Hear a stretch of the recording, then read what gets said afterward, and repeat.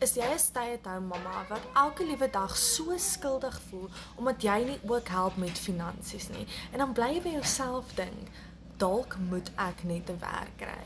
Nou kom ek sê gou vir jou hoekom ek dink dit is nie 'n goeie idee nie. Want ek was daai mamma wat ook 'n stay-at-home mamma was en toe besef ek moet uithelp met finansies.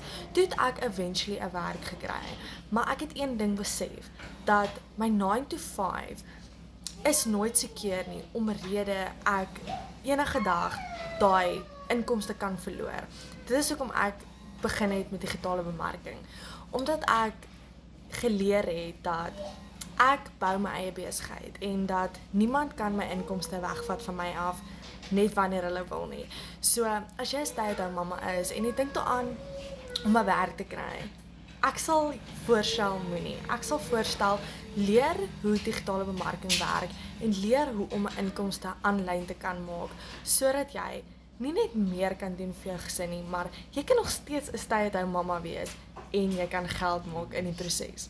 So sit vir my mamma in die kommentaar as jy wil leer hoe die program lyk waarmee ek werk.